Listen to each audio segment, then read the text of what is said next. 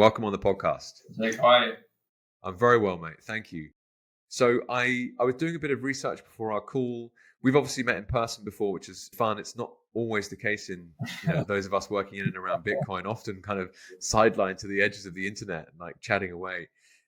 So it's cool to have met in person first and then do a pod. 100%. I would just love to learn more about what your business is and how you're building it. Yep. And I've got a ton of questions as to like probably anyone would ask on the way through your onboarding process. But to start off from the very top then, Minotaur is a trading system built on top of Bitcoin. Why is that helpful? So for a few reasons, trading, the markets are there to be traded, right? That's what they are. Bitcoin is a highly liquid asset that can be traded 24/7, which already makes it more unique than most markets. It also is, in its infancy. It has high volatility, which is great because volatility creates opportunity. And then on the other side of that is, as a Bitcoiner or as a getting to I would say I'm almost a maxi now, probably am fully a maxi. You do realize that this is potentially a civilization changing invention, or at least one of the biggest technological advancements or breakthroughs probably since the Industrial Revolution. But that aside, what my company does, and I think it solves a really big problem, and that's for people to actually generate cash flow either from their Bitcoin or create cash flow from trading Bitcoin, right? And I think that that's something that most people aren't able to do, right? They either buy and hold, and at some point they have to sell. Or if they don't ever need to sell, they hold it. But if you're just holding it forever, you're never able to do anything with it. You are building wealth, but it is just paper wealth. So why not put that to work? And that's what my company does. We focus on doing that. Awesome. And I think it's fun to start here in a sense as well, which is the kind of wider picture. I went through the video that you shared with me that's part of your kind of customer onboarding and had to listen to what you were running through there. And you talked about the investor's dilemma. So what is the investor's dilemma? The investor's dilemma is basically, where are you going to put your money, right? What are you going to do? Hello. Whether you're working in a job and you got savings, or you own a company and you're saving money, or you've inherited money, or whatever your background is, you need to make a choice about where you're going to put your money and what you're going to do with it. And there's also things like, what do you need from that savings, or what do you need from that investment? Like, it's great to squirrel away things for the future, but what happens if you need to pay the rent today? What happens if you need to pay the grocery bills? What happens if you just need extra money because inflation's high and you can't afford the cost of living? You need an extra 10, 20, 30% a week. Well, you need to look at all the opportunities that are available to you. And there are lots of opportunities available to institutional level investors or sophisticated investors. Usually a sophisticated investor in Australia has to have a net worth of $1 million or more, or a $250,000 annual income, which basically prices most people out of that. So most of the double-digit returns that you're able to get anywhere in the world aren't available to the average person. And to Bitcoin, right? We all know that the CAGR of Bitcoin is around 40 to 45%, right? That's the compounded annual growth over the last around 11 years. Absolutely fantastic. But you still need to sell it, right, at some point if you want to realize those gains. And then we have the other problem of the cycles, right? Bitcoin has extremely volatile cycles, big booms and big busts. Problem is, most retail investors are going to buy at the top and sell at the bottom, right? Huge problem. Most people are losing money. Again, it's always working in the favor of the institutions or the people who are highly sophisticated. This is where we step in, where we've built a system that enables us to extract that value on a daily, weekly, monthly basis. So we're kind of price agnostic. We're also kind of cycle agnostic. No matter what the market's doing, we're able to generate returns. And we do that in two ways. Like I said, we're able to either use the Bitcoin that we have as collateral to trade with, which is almost like earning a yield on that Bitcoin, which is pretty amazing, because then you can use the profits that you're generating and you can use them in the real world. It's like getting rent on your Bitcoin, or simply go, I just want to use Bitcoin and its volatility to generate income like a business would, right? And then you've got a side hustle going or a separate business going. So these are two kind of things that we've seen a huge problems that need fixing, right? And that's like, it's great the Bitcoin's out there and it's great that it's going in a certain way. People need to be able to, at some point, do something with that money, with that paper wealth, without having to sell down that asset, right? You don't mortgage your house in order to pay the bills. So we need to be able to generate rent, right? That's basically what we're talking about here. Yeah, it's really cool. And obvious examples being, if you own an equity and that equity pays a dividend, then you have a yield on your equity. Equally, you own a piece of real estate and you rent it to someone, the rent equals some yield on the asset that you own underneath that. Correct. When you own Bitcoin in self-custody, it's digital gold and it doesn't have a yield. People would always complain, like, why do people buy gold? It doesn't yield anything. Why would you even do that? And I'm personally very comfortable with owning as much Bitcoin as possible in self-custody, and the multiples that it can potentially return completely outweigh any other area that you might want to deploy capital, in my opinion, especially from a risk-reward perspective. And so I feel like what this might be is an additional tool in the toolbox for a percentage of your portfolio to generate some yield. Yeah. So I'd love to understand how you think about let's say you were complete Bitcoin maxi, balls to the wall, 100% all in. Like, what percentage of that 100% might you put towards a trading system? It's a great question. And we get a lot of these questions from people and they're like, I just want to buy and hold it. And it's like, it's just a tool, right? What we have is a tool. It doesn't replace what you're doing. The fact that we're trading Bitcoin doesn't mean that you should sell your blue chip stocks, right? You don't need to do that. That's fine. You can keep them and also trade Bitcoin, right? It doesn't mean you need to sell your company and use all the money to trade Bitcoin. No. That's just, it's just a tool. And that's a really important thing to understand, right? It's just a tool and that's what you use. So one of the things that we do when we work with our clients, and look, I'm also trying to really make the distinction between a trading system and a trading bot. We use trading bots to execute what we're doing, because what we've actually got is an automated trading strategy. But this trading system and the strategy itself is more like what you're talking about. It's about portfolio allocation, position sizing. When do we deploy the capital? Where are we in the cycle? And we do help with those things as well.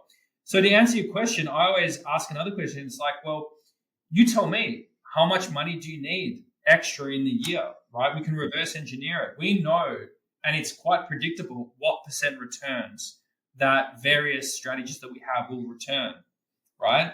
Well, then we simply go, okay, well, this is how much capital is required to generate what you need. So that's how much we suggest you should deploy. Keep the rest in cold storage, right? Just deploy what you need based on what your goals are. Don't listen to other people. Don't worry about what they're doing. Just worry about what you need. And that's basically what we do, just reverse engineer it. Great. And that's a good reframe, because at the end of the day, all these decisions that you make, only you are accountable to them. And in some ways, that's the beauty of capitalism. If your money's gone, mate, it's gone. Yeah. Now, ironically, we live in a system in which actually there's a lot of actors out there that know that they can get it very wrong and they will get bailed out. And that's the wild nature of how the financial system's actually built. I don't want to go on a big rant about like the macro case for Bitcoin necessarily. I'm more really interested in what you've actually built, because it's fair to say that since we spoke about it in person, I haven't looked closely at it until the research I did for this call, and I'm really impressed. In particular, when I saw some YouTube footage of you pulling apart your trading view and how you've got this kind of preset allocation sizes that are very small, but you've got like 97 of them. And then the strikes that were being made, you were confident of being right, like 96% of the time or something. Yeah. So if you could just teach me a bit more about let's say I was signing up as a customer, what do I actually get?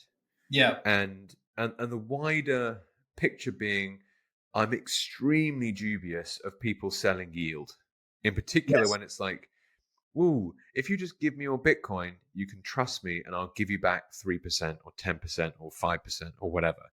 And the likes of BlockFi and Celsius and all this kind of stuff that went very, very wrong in the not too distant past. Yeah. How does Minotaur kind of differentiate to that? Yeah. So, firstly, the biggest thing is that you never give us your money. That's just the Great. absolute I love biggest that. thing. Yeah. You Okay, cool. never send us a cent, right? The whole way that we set it up is we share our algorithm with you. So we've written a very complex algorithm, and that we're able to share that with our clients through TradingView, which is TradingView's one of the Yep. charting websites in the world. So we're able to just share that with you. And then what we're also able to do is using our software is connect that algorithm, which is essentially the signals, the buy and sell signals Yep. that we're generating. We're able to connect that to your exchange of choice. So we actually connect to pretty much all the major centralized exchanges in the world, whether it's Bybit or Binance or Coinbase in the States, Kraken, you name it, we can do it. And we're also working on a decentralized solution using Hyperliquid on Arbitrum. So that's going to be an exciting thing that we're going to be deploying later in the year. So yeah, the first thing is that I agree with you. If anyone asks you to send your money to generate yield, never do it, right? We've seen that happen last cycle. It completely destroyed people. Now, all that we're doing when we're saying using your Bitcoin as collateral is we're just taking advantage of a specific functionality of the exchanges themselves. So to use two examples, Bybit has what's called a unified trading account. Binance has a multi-commodities account. What that means is that you're able to trade futures, perpetual contracts, and derivatives, and you're able to do it instead of depositing USDT like a normal bank account. You go to your broker, here's $1,000, I want to start trading. These platforms allow you to deposit Bitcoin or Ethereum or Ripple or whatever it is, XRP, and you can use the value of that token in order to then trade with, right? So we're just taking advantage of a functionality that's built into the centralized exchanges, or we're showing you how to do it. And then effectively what you're doing is you're borrowing against that asset in order to place the trades. Now, that particular setup using the collateral to trade with is a little bit more advanced. The average person, we always suggest, is just use the dollar amount, right? Bring in USDT and trade Bitcoin with it for USDT. That's the simple way to do it. But obviously, if you do it with Bitcoin as collateral, you get a double upside. You get the upside of Bitcoin if your timing is right, which this cycle was around 6.6x from 16K to where we are now, 110, wherever it's going to go. Again, I think there will be diminishing returns, and we can come to that at the end of the call, my long-term outlook. But what we're able to do is just use that Bitcoin as collateral and trade with it. Now, are you earning a yield? No. You're actually trading with it and you're earning USDT. Would you call it a yield? Maybe, right? But it's always they're short-term trading profits, essentially. correct. Correct. So it's not a yield, but technically you are earning a percentage because you're using that collateral and you're getting a return against it. So call it what you will. We never touch the accounts. You always have complete access. You can stop the bots at any time. You can draw all your cash at any time. So this is one of the biggest, I guess, the differentiality. We're not some kind of Web3 application where you're staking your funds in. We're doing this simply through the centralized exchanges, and we're just taking advantage of the functionality available to anyone.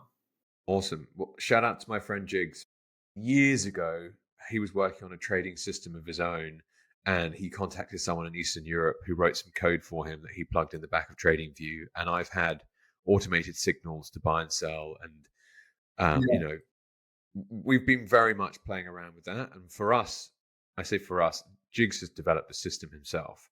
He's become almost like a hybrid long-term investor where he's really working over like multiple year hold frames. And so the need for an AI bot in that scenario because it's not high frequency at all. It's literally like, yeah, okay, I'm going to ride this for however many months, years, and the position is then sold out, and then it works differently. what you're explaining here is the same thing. It's like you're the person logging into TradingView. Here is our IP with our, algorithm that goes in the back of TradingView that you purchase. Is it a one-time purchase, or do you pay like a recurring monthly Yeah, fee? so we have a licensing fee for the algorithm, and then we're going to we've got our software where there's a small recurring subscription for the software.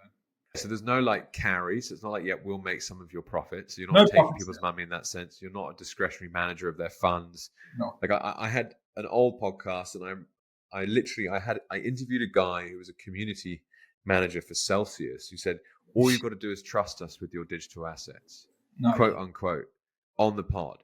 And it's like, cool. That went really spectacularly badly. And so here I'm reminded of that phrase of like, feed a man a fish, he eats for a day, teach a man to fish, and you feed him for life.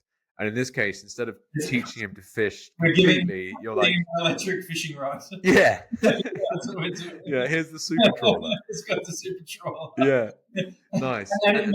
He's got the super trawler. He's got the super trawler controlled by a drone that's running on a code. Yeah. But what I liked about your presentation was you made the great point. It's like people are already taking advantage of the shift in technology around us. As investors, I strongly believe in this idea of like seeking your edge. What can you do better than anyone else? And if you can find tools that help you gain an edge, use them. In some ways, it doesn't really matter how it works. Does that resonate in terms of the type of customers that are coming to you? Like, who really affiliates with this?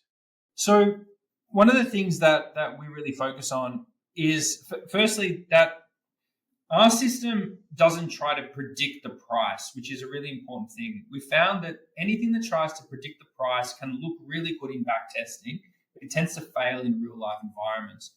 So we developed a system that it doesn't really matter what the price does, we're able to generate a return from it. And what we really focus on the most is capital preservation, is not losing, right? The fact is, in the crypto sphere, especially with Bitcoin, if you can protect the downside, the upside will take care of itself, right? The trick is to not lose. So we did the opposite of what most people do when they're working on algorithms. Instead of trying to figure out how much money they can make as fast as possible, what we said to ourselves, how do we stop ourselves from losing money? And let's just see how much money we can make, right? The returns that we're able to see on our conservative bod is around 2 to 3 to 5% a month, right? Now, if you've got $1,000, it's not going to change your life. It's absolutely not. It's too slow. Those kind of people are going to end up jumping into meme coins and losing their money. But unfortunately, you can put an algorithm on steroids and it might work for a little bit, but the wheels will come off. That's the problem. What we've developed is something that is like an all-weather kind of system. And it's going to work particularly well for people that have 5 figures or more.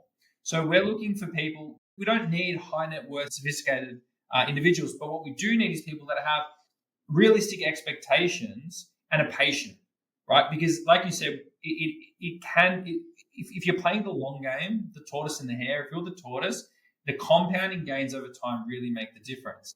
Yeah. Amen. Yeah. And like I said, so the important things is that the algorithm that we have is extremely good at entries, and it does this by using a confluence of indicators. So we've layered in around 10 to 15 different types of indicators, and we're extremely good at entering the market at a really good opportunity. The next most important thing is position sizing, right? You need to engineer a position size that reflects the capital that you have to deploy and that will also survive massive black swan events, right? You can't be trading in a range where if the unexpected happens, like the tariffs, which just happened, we're down almost 2 black swan events, right? We were at 108K. And then what was the news before the tariffs? I can't remember. There was something to do with what's going on in politics. And then we had the tariffs and we're down to like 78K. Our system's not even stressed at this point because these kind of scenarios are already built into our thinking, right? So we're able to really ride these out without any kind of stress. So again, what we're focusing on is just protecting that capital, protecting that downside, the upside will just simply take care of itself. Cool. And again, this idea of like, okay, if I'm going to part ways with my Bitcoin, where's it going to go? Okay, well, I'm going to take more risk. Fact. Like, there's nowhere less risky than Bitcoin. So, okay, in order to get more Bitcoin, I have to take some risk with it. And this is one potential avenue to do that, which, yes, it involves some kind of exchange, because like, the shitcoin casinos are not my favorite by any means, but at the same time, if that's where you can go and get the liquidity you need and it's all automated, then you can basically just kick back and watch the whole thing function. All you've got to supply is the liquidity in the first place, i.e. the capital. And I'm absolutely sure of the fact that just Bitcoin specifically, right? Is Bitcoin going to be around in 10 years' time to trade? 150% yes. Absolutely. And so if you are able to develop strategies now, that's surely a good bet. And I've looked at so many markets over the years, right, where it's like, well, what if this company's not around in 5 years' time? Or whatever the case might be. And so I think that's a really fun way to be like, great place to be building a business. What I'd love to do actually, Kosta, is kind of wind back a bit. Like, how did you even get into trading? Like, why is investing interesting to you? And you told me a great story in person as to basically how you got to this point, but it'd be fun to explain to others. Yeah, so I've when I finished school, I went to university for under a year because I failed, I think, 70% of the subjects because I did something I wasn't interested in. And I traveled for a few years, and I got it, really started reading a lot, and I came across the 4-Hour Work Week, right? I think everyone's heard of that book. And I started building a couple of internet businesses. One of them, I needed, it was a publishing company. I had an idea for a couple of failed. And then the next one that I had was an idea for a publishing company. And my best friend, who was a stockbroker at the time, put up the capital that I needed in order to get going. And we did extremely well for that business. And we ran it for around 7 years. And because we were doing so well, I had a lot of capital that I had to deploy. And he was a stockbroker, and he was incredibly good at picking stocks. So we did incredibly well buying stocks, mostly on the ASX, right, the Australian stock market. And then what happened is I sold the business because it kind of hit a plateau. Market was quite satirized. We didn't really have an edge any longer, and it was just time to say goodbye. And so we sold the company, and then COVID hit. So COVID hit, and in the meantime, my stockbroker business partner had started a fund probably about a year and a half before. It's a value fund based out of Melbourne. They manage around 450 million. So it's quite a substantial size fund. And they needed I actually offered to do some digital marketing for them in order to help them raise capital during COVID, because they actually couldn't go and have any more meetings, right? So they were very old school, meeting people in person. And I was like, let's just try this digital thing. And he trusted me because we'd done well with our business. And I knew his investing style because I'd been trading with him for like 7 years. So I could talk about the companies because I owned them. And I could talk about the strategy because I understood it. And that went really well for a few years. But then at the same time, because of what I've been doing with my digital marketing, I met another person who asked me to help develop a product, or help with the strategy of a product that was in cryptocurrencies. So I decided to help out with that. And I was kind of in the background, so that was more helping put everything together. And that went incredibly well until the market crashed really badly with FTX and Celsius. And it was at that point that I realized that there was tremendous potential in this industry. And it was really, when they do that circle where you've got like your strengths and then you've got the intersecting point. Well, there was traditional investing and there was digital marketing. And the crossover that is Bitcoin, right? Because Bitcoin is the digital version of, a traditional financial instrument. Essentially, it's just a digital version of it. It's 24/7. It's highly liquid. And the idea that I could put the skills that I developed through the digital marketing and apply them to a financial asset, Bitcoin became that. And then here we are, really. So cool. Yeah, a lot of the lessons we learned though from the last cycle and the crash is that it doesn't matter how much money you make when it's going up; it's how much you keep when it's going down, right? And the system that we created now is the kind of system that can survive that kind of crash and still generate returns, right? That's what's most important. And really, our system only focuses on that. We're always looking at the worst case scenario. What's going to happen if the worst thing happens at this moment, and will we survive it? And I think it's a very contrarian way to look at it. But in reality, it seems like the reasonable and logical position to take, right? But it is quite contrarian in this world of everyone chasing the fast gains or everyone chasing the new thing. I'll give you a piece of data that we brought up in our testing. If you use Bitcoin as collateral and apply our trading system to that collateral, the gains that we're getting are the equivalent to Bitcoin in 2017 right now, in 2025. Unpack what that means. So basically, if you look at the returns of the growth of Bitcoin in 2017, that's what we're able to generate now, our returns. It's the equivalent of what Bitcoin was doing in 2017, right? Yeah, nice. So what we're able to do is really put the returns, the buy and hold returns that you'd be getting right now, we can amplify that through what we're doing, right? Because really what we're doing is we're creating a flywheel where we use the Bitcoin as collateral. If we choose to take on that strategy, we earn USDT and then we're buying more Bitcoin, right? And then we're putting that Bitcoin back into the collateral and we're increasing the position size. So what we've created is even if you've only got X amount of Bitcoin, we can increase the amount of Bitcoin you have without you having to buy any more Bitcoin. That's what's really special about what we can do. You do that for 3-4 years, you might be able to double, triple the amount of Bitcoin that you're holding. Awesome. And therefore, investing in the system that you've built makes a lot of sense. Like why would you buy this thing? It's like, okay, well, we can help you figure out a way to create additional returns. And the cost of purchasing that insight is like a fraction of what you might make. Right. And that's the sell. Okay, cool. And I always love understanding how people pull the dots together to get to Bitcoin, because it's still rare, right? There's not many people building a business or running a podcast on top of Bitcoin. No.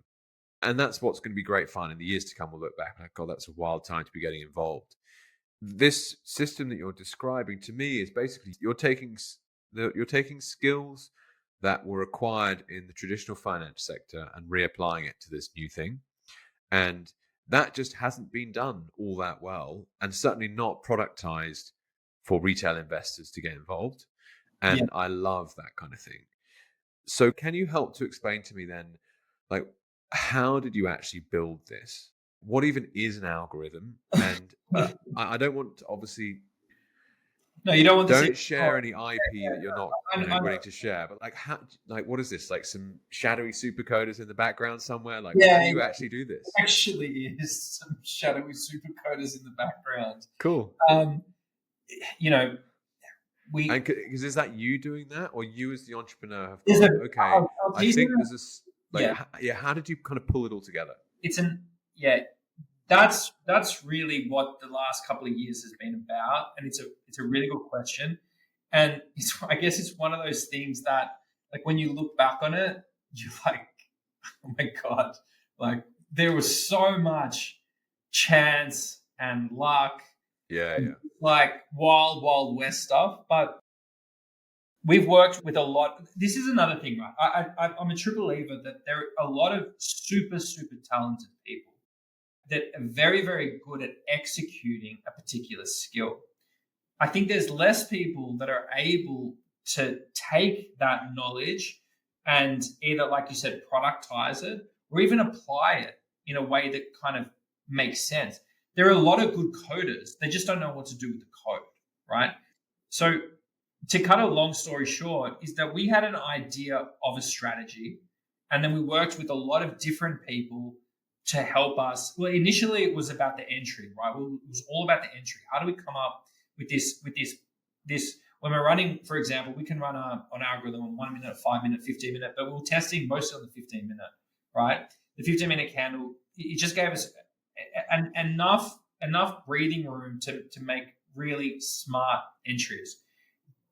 We had an idea of where we wanted to be, and then we'd have to work with lots of different developers until we found the one who was delivering the results that we wanted, right?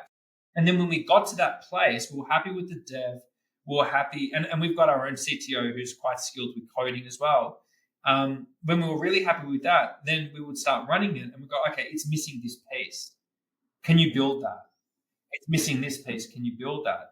So what's interesting is like a lot of these coders, like a lot of people from the outside might think like, oh, if you can code, you can come up with the blueprint. No. Those guys can code. They're coming up with the little snapshots of every piece. You need to have an idea as a CEO or as an engineer or whatever, as like, this is what I want, and I need you to help me execute that strategy. So once that happened, we kept finding holes in the system, and we kept working on version 1, version 2, different iterations, different testing. And at the same time, we're running the algorithm through back testing, but we're also running Monte Carlo simulations of the Bitcoin price, which effectively means that you don't use just the price history, the real price history. You create a fake price history, and you create a Monte Carlo simulation, creates simulations of multiple fake price histories. So it's like parallel universes where Bitcoin existed, but traded in different prices. And then we run our algorithms that we come up with, and we test it against these simulations as well, until we came up with the retail product that we have now, which survived everything. It survived not only Bitcoin's price history, it also survived the fake versions of Bitcoin's price history that the Monte Carlo simulation created. That's why we're so confident about our approach. It's not just back tested on TradingView, it's extremely well stress tested through multiple environments. And then that's also then the key, though, is when if you're not betting everything and it does go to zero, well, that was still a calculated bet, right? You're like, oh, well, I'm still trying to make a margin here where you're using better information and better tools, and hence you can actually, take value from somewhere, essentially. Well, first of all, the more you get into Bitcoin, the more it's like, for me personally speaking, that's all I really want to work on. And I become less interested in spending time that like props up the old system. And to some degree, like, you just have to just get over that fact. You need to use tools in other areas, whether that be USDT or some kind of, shitcoin exchange. Like, just, that's okay. It is what it is. It's a means to an end. But this trading system, can you use it on other assets to Bitcoin, or have you built it very specifically to Bitcoin? Yeah, so we can actually use it on any asset. It actually can trade any digital currency. Wow. So the reality is you don't really want to. Right? That Bitcoin has specific characteristics that all the other digital currencies don't, right? We're working with... which are? Which are. So firstly, we're working very closely with Giovanni Santastasi, who basically discovered the power law theory behind Bitcoin's growth, which basically means that Bitcoin is growing via a power law trend. Now, a power law is a very, very unique characteristic that is not typical of a financial asset. It's more typical of, for example, the growth rate of a city. The growth rate of a city like New York or Tokyo follows a power law. Now, why would this happen to a financial asset? Well, Bitcoin's not only a commodity, it's also a social network, right? When you start to understand that, you start to understand why or how Bitcoin can also be growing, not only as a financial asset like gold, but also as a social network like Facebook, right? Now, that gives one confidence. If you have Ethereum or XRP, it doesn't have that, right? What we start to understand when we were deploying, because we could put our algorithm on Ethereum and it would do like 4 or 5x what Bitcoin would do, but not safely, right? It wouldn't survive all the stress testing that we would do. The thing about Bitcoin is the ironic thing that it almost has a predictable growth. If you take away the boom and bust cycles, it is actually growing at a very, very steady rate. It's a scale invariant rate.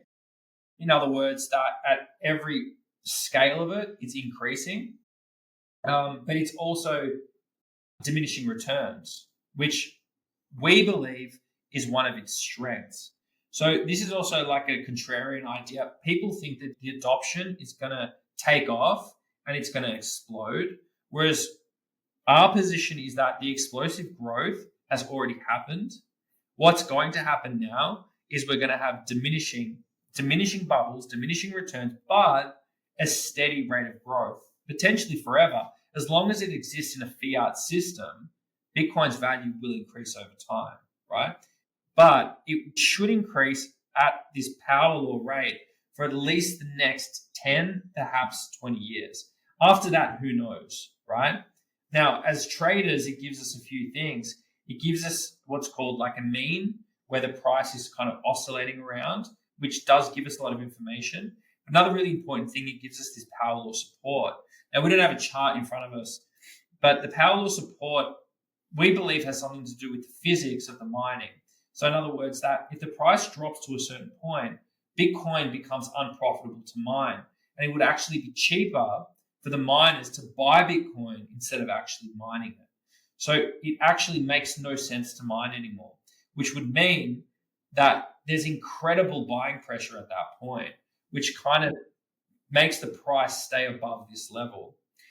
As a trader, if you're not having to deal with a range between 0 to infinity, the power law support right now tells us it's around 35 to 38K. That really narrows our trading range, which enables us to generate really, really good returns because we're able to focus on a range that's actually quite specific. But if I told you right now, I asked you right now, what do you think the chances of Bitcoin going to 35K today are? What would you say? 35, 1%. Okay, correct. So everyone knows that there's a certain price with Bitcoin that it's probably not going to go back to again. If you look at that, that's where the power law support lies. So what we've done, and that was kind of the missing piece, it's actually, you would be surprised how easy it is to create a trading system that can make you money in the short term. It's not that hard. You could probably use ChatGPT. What's actually really hard is creating something that will work all the time, no matter what happens. And that's what we've been able to create here. But the missing piece was the actual DNA of Bitcoin itself. Without the DNA of Bitcoin itself, we're a little bit like we're flying without. Bitcoin gives us a clear roadmap. So to answer your question, if we put our algorithm on another asset, it's like we can only see 10 meters in front of us. Yeah. Bitcoin, we can see forever. Because I'm thinking of like, I don't even know what the most highly traded asset is. Take an example of like, let's say you're trading an Apple stock. There could be, it's a small chance, but there could be some outrageous internal error and they've been cooking the books for like decades and a huge corruption thing comes up and actually the price tanks so hard that the ability to repay debt disappears and actually, you know, the company's bankrupt and it's gone. It's never going to go back up. Like it's completely gone in a matter of days. Now that's an equity position that you might be trading specifically. I then thought about more of a commodity style, like an oil. Okay, let's take West Texas Intermediate crude oil. Like, could it completely go negative? Well, yes. Like people have to sometimes pay to get rid of the oil that they've bought. That's the physical traders doing that, of course. The derivatives market is different. But the point being is it's a big moment when you suddenly think, this thing is so different. Yeah. Like, could it actually go to zero? And now a lot of people out there will be like, it's vaporware, why are you even touching it? But that's the contrarian insight, right? Is that it's actually extraordinarily valuable. And the price floor, as you've just pointed out, is much more predictable than what people realize. That's right. That's cool. Right. And really cool. That's perfectly said. But, am I 100% sure? I'm probably 99% No, sure. But you don't need to be as a trader because you're taking hedged bets. Correct. And what we have to but what we have to understand is that if there was no risk, there would be no money to be made. Zero.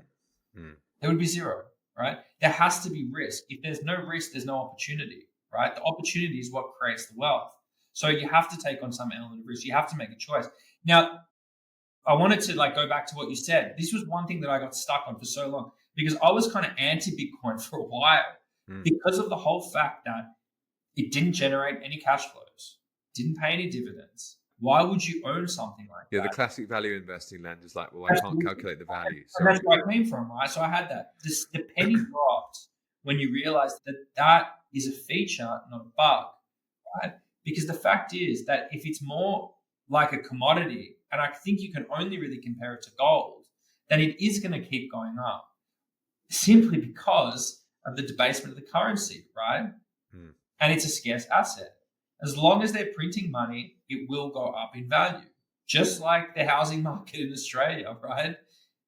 It's exactly the same thing. Everyone thinks that they're a smart investor because they bought a house in Australia 10 Yeah. years ago and it's worth triple. Drives me mad. It's got nothing to do with your skill as an investor, right? It's got to do with the leverage in the system and the fact that they're printing money, right? That's all it is.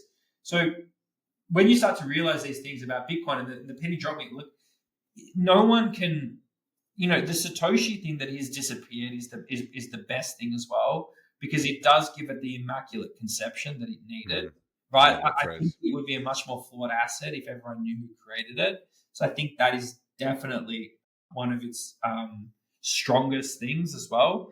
Because, you could argue that let's just say if Harvey Weinstein was the creator of Bitcoin, probably would crash to 99%. But that's not the case. And to be honest, I don't, I think that the person who's created Bitcoin, I don't think they're around anymore. I think that's probably what's actually happened. And I don't think that anyone's ever going to find out whoever did it. So again, feature, not a bug, right? The fact that, like what you said, we can't have any kind of scandals. We can't have any of this stuff. It all gives me more confidence that this will continue on its growth, at least for the next 10 to 20 years. I don't think it will last forever. People talk about the Bitcoin standard. If the world goes to a Bitcoin standard, the price, it's kind of, the price is irrelevant, right? Because if we stop using dollars because they become worthless and everyone's using Bitcoin, then we can't price it in dollars either. So the Bitcoin standard, everything ends then. This whole party right now, and don't get me wrong, if we're on the Bitcoin standard, it's going to be great for civilization.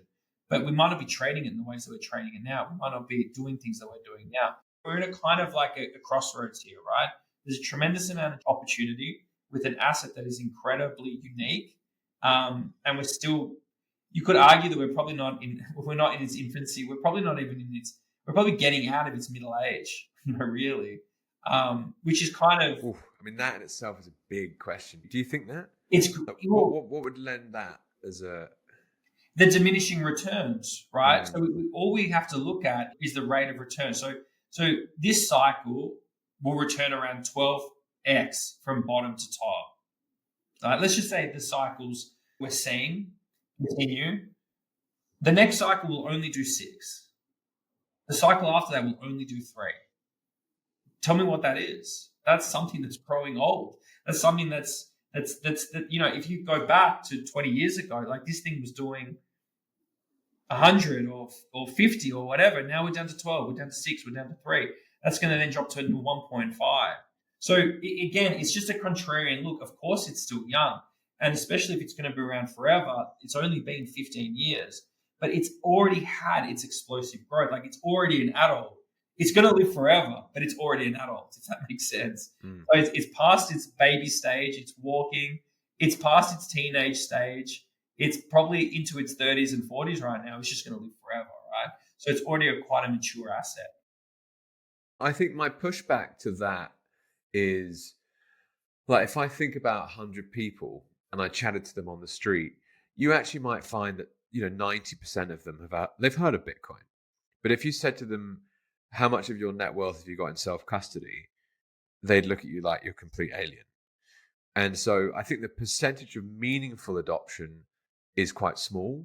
Yes. And given that this is the first cycle in which we've got active nation state participation from a regulatory perspective, and they're about to start stacking the balance sheet, right? The strategic Bitcoin reserve, all this kind of stuff that's happening. If this market top, whenever it might be set, my initial timeline was for about August of this year. Who knows what might happen? If it does do a higher high higher than the range that diminishing returns suggests from the previous cycles, then that particular trend you're describing is broken. And that's where that whole phrase of like all your models are broken. And that's not to say that you're wrong. I don't know. I definitely buy into this concept that as this preferred form of money takes hold across its three key functions of store of value, medium of exchange, unit of account, by definition, it will be less volatile and there won't be the same kind of price action. But I don't know when that is. Yeah. So it's a good one. Final point being the concept of a Veblen good is key in that the easiest example being is, when you're batting in the like elite watch realm or some kind of car or other luxury good, people pay more for it because it's more expensive. Yes. And so Bitcoin is the first product that's a commodity that when the price goes up, you don't just mine more gold or dig for more coal or pump more oil. You can't, because there's a fixed supply schedule. And so that price inelasticity on the downside, that's fucking an unknown that I don't think has been properly stress tested yet. And we could see outrageous kind of fiat pricing of a Bitcoin. Yeah, and to come back to that, you're absolutely right. But the thing is, the model is broken. The model doesn't break to the upside, right? The upside can be narrative driven, and the real breaking of the model would be the support, right? That 38K power law. Yes. Okay. Interesting. It would have to be a sustained break of that. COVID whipped through, right, for a very brief moment and then kind of snap back up. So to break the power law model, we would actually have to have a sustained trend underneath the support. That would break that whole idea that it's following a power law trend. The bubbles are they're oscillations from these trends, and the oscillations are driven by narrative. They're driven by the money printers. They're driven by human psychology. They're driven by Elon Musk's Twitter, right? Yeah. So they don't matter so much. So yeah, I agree with you on that, but yeah, it's like it's flipping it the other way around. Interesting. And hence your whole process has been about like what's the worst case scenario and how do we cater for that and therefore build something that's robust over the long term, which is, I think, it's a much, much more interesting engineering problem to have solved. This concept of diminishing returns, just to kind of really make sure we've hammered it out properly. So the point is that as a technology hits a marketplace, as a money is adopted, the idea that like the cost to purchase that coin is reducing over time in terms of the value growth. The value growth. And what I am intrigued by is like it's such an interesting thing where Bitcoin's just this complete opposite of the status quo, right? Where you've got 8 blokes, 70 to 80 years old, that get together every 6 weeks and go, yeah, I think the interest rate, i.e. the cost of money, should be, 4% or whatever they say. In some ways, Bitcoin is a fairer reflection on the irrationality of humans. And the volatility that you guys are able to capture value from is going nowhere. So do you think there might be a scenario in which, yes, the diminishing returns plays out over time as more capital is drawn into Bitcoin, but do you think that there's still going to be, humans are emotional, right? There'll still be a Bitcoin price to trade, surely? Absolutely. There's always going to be a Bitcoin price to trade, mostly because this is a highly liquid asset that trades 24/7. In other words, it is the best thing to trade, right? This is another thing when I guess it seems counterintuitive, but it's not really a scarce asset in the sense of what scarce is, right? To me, scarce is like, there's a diamond on the top of the mountain, right? And there's 10 people running up to get it. And the one person's going to get it. Therefore, the other 9 people don't. At the end of the day, Bitcoin can be bought and sold on any given day of the week, at any time of the day, on any exchange throughout the world. It's not a scarce asset, right? But it is an asset that has a capped supply that cannot be tampered with. These are different ideas. So the supply shock narrative, I don't really agree with, because I don't think there can be a supply shock in a market that's so liquid. The other thing is that the price is discovered in the futures and derivatives market, right? If we only had a spot market to trade, we wouldn't see the prices and we wouldn't see the bubbles that we get, right? The fact that people are trading derivatives and futures with leverage creates the volatility that you're referring to. That's what gives us the opportunity to capture value from, right? That's how I look at it, at least. Okay. Here in Australia, at least, just to give an example, if you make a capital gain within 12 months, it's 20-something% tax for the government. Yeah. If you hold your position for over 12 months, it's a 50% reduction of that. So 12% or something.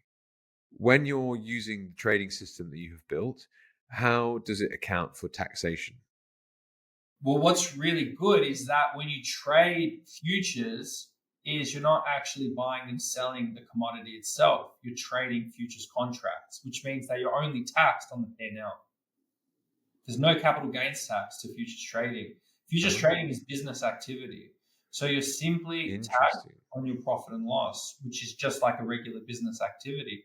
Another reason why what we do is really cool, because if you are using, and it's particularly good in Australia because we've actually got access to most international exchanges. So that Bitcoin, you can hold, let's just say you bought it 16K, you can hold it till the top, you can hold it forever. And we can trade futures, and we simply are paying a regular tax on the business activity of that trading. No capital gains tax at all on the futures trading activity, because that's what futures trading is defined as. Interesting. I didn't know that. Because I was thinking that, like, God, if you're doing hundreds of trades with some kind of bot, then like how you account for that would be. Yeah, it's a lot of people don't expect that, but it's like I had no idea. And this is where accounting rules are so weird, because I was learning about the FASB updates in accounting in the States, and this is one of the reasons people are so bullish on MicroStrategy, is that the Bitcoin price movement can now be actually accounted for as revenue. And so if Bitcoin goes up by 10% and you own a whole ton of Bitcoin, that increase in dollar value of Bitcoin is now considered revenue for the company. So the price to earnings valuations of these equities, in theory, could be completely wild. And what you've just described as like when you're exchanging futures contracts, it's not a capital gain. No. It's kind of similar. Yeah. That's kind of, anyway, maybe I don't know enough about futures to judge that, but anyway, look, any accounting loophole that can be used is, again, it's like play the game that you see in front of you. And of course, don't cut corners. Like, I'm not suggesting anyone should end up in jail doing financial fraud, but like use the rules for what they are. That's right. I had one last question, if I may. Are you able to mention anything in terms of pricing for your product? So our pricing is dynamic based on the algorithms that we have to offer and also the subscription level. So what we do instead is we offer anyone who wants to speak with us a free consulting call. Cool. It goes for around 45 minutes to an hour. We'll discuss everything with you on the call. We'll go through the trades with you. We'll go through all the tiers that we have in terms of strategies, and then we'll find what's the best fit for you. So, the best thing to do is just, you'll get in touch somewhere, or they can get in touch. Great. So if people want to reach out and learn more, where can they get in touch with you? So just Google Minotaur Trading Systems, check out our X account, YouTube. You can DM me. You can just click a few buttons. You'll end up on a book a call page. It's all pretty well structured. So they'll be able to talk to someone within 24 hours. Like I said, we'll put aside 45 minutes to an hour of our time to speak with anyone who's interested in working with us. I have to say, though, it's kind of like a lot of people, when they're looking into these sort of things, they're vetting the companies and doing their due diligence, and we kind of do the same thing as well. Like, we want to be working with like realistic people with realistic expectations, people who understand the risks involved and what they're getting into. And then if that makes sense for us to work together, then we take them on as clients. So that's why we have that process of the call. We're not selling a bot out of the box. We're giving access to our IP, our strategy, our system. And this is what we trade our own Bitcoin with, our own money with. Like, this is our personal algorithmic strategy that we're sharing with the clients that get on board. So again, it's not a mass market product. It is more for, the select few that they get in early and that we'd like to work with. Awesome. Well, thank you so much for your time today. Really appreciate it. Thanks, Jake.